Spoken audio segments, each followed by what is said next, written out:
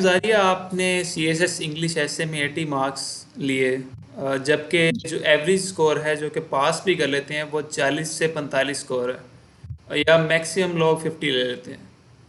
आपने 80 मार्क्स हासिल किए, आपके पास क्या ऐसा ट्रिक है वो बता दें काइंडली।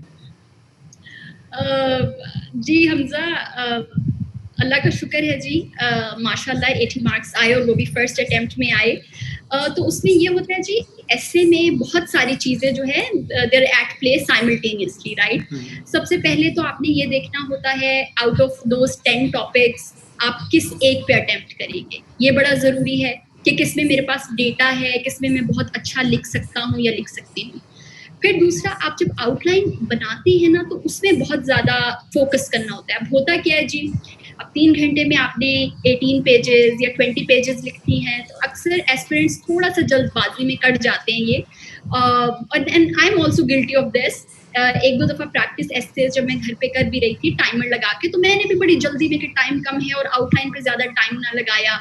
तो ये बड़ा एक ज़रूरी चीज़ होती है कि आपने आउटलाइन बहुत रेलिवेंट टू द टॉपिक बनानी है। वो अक्सर आपने अगर जो बात की कि बच्चे 40 पे पास करते हैं, वो एक्चुअली इसीलिए करते हैं क्योंकि उनकी काफ़ी आउटलाइन जो है वो इररेलेवेंट होती है।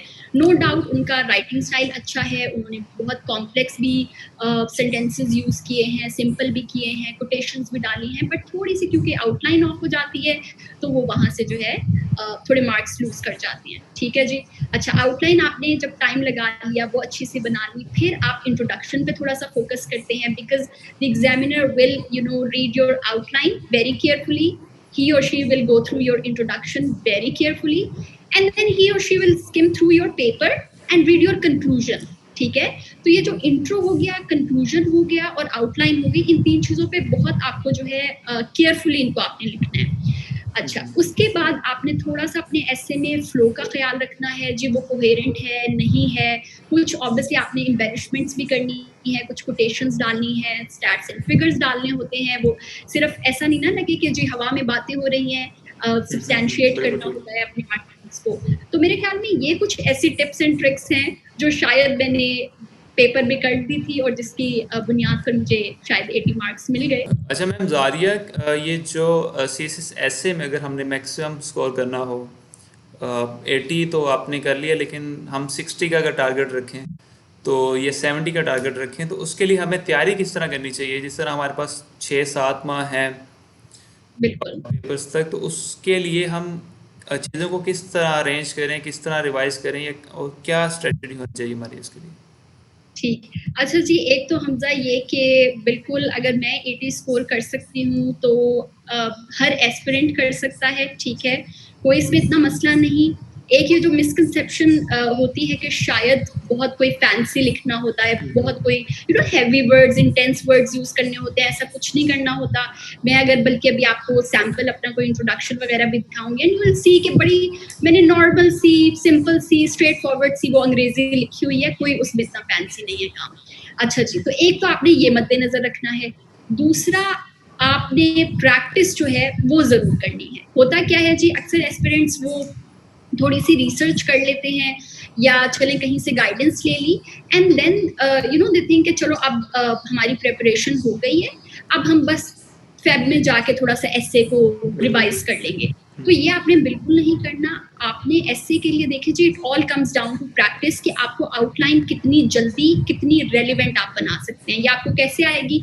जब आप प्रैक्टिस करेंगे। इंट्रोडक्शन जो आपने लिखना है वो कितना relevant to the point introduction आप लिखेंगे, वो आपको कैसे पता चलेगा अंडर टाइम कंस्ट्रेंट प्रैक्टिस करने से।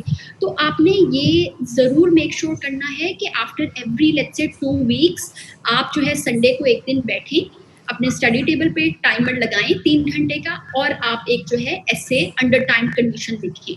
तो ये आपने जो है एक चीज़ मद्देनजर रखनी है। अब हम थोड़ा सा आ जाते हैं कंटेंट पे। तो कंटेंट पे जी आपने कोटेशंस का ख्याल रखना है। अच्छे अगर मार्क्स लेने हैं, मैं ये नहीं कहूँगी कि for the sake of it आप कोटेशंस लिखते रहें, ये बिल्कुल नहीं करना। आपने relevant to the point quotations वहाँ पे लिखनी है, ठीक है। आपने स्टैट्स ज़रूर मेंशन करने हैं। अगर लेट्स सपोज करप्शन पे कोई ऐसे आया हुआ है, तो ये बड़ा ज़रूरी है कि जी आप पाकिस्तान की रैंकिंग क्या चल रही है, करप्शन इंडेक्स पे उसको मेंशन करें। ये बड़ा ज़रूरी है कि आप ये जो recent corruption anti corruption drive चल रही है, आप इसको मेंशन करें। आपने कोई 1-2 केसेस जो हैं वो मेंशन करने हैं और आपने ये ख़्याल रखना है कि जहाँ भी आप कोटेशन मेंशन कर रहे हैं, जहाँ भी आप स्टैट्स मेंशन कर रहे हैं, you use your marker for that, ठीक है? ताकि when the examiner is skimming through your paper तो उसको फौरन से नजर आ जाए। हर पेज पे, हर साइड ऑफ द पेज पे एटलीस्ट 2 से 3 दफा आपका मार्कर यूज हुआ होना चाहिए, ठीक है? तो ये आपने कुछ जो है टिप्स आपने जहन में रखनी है।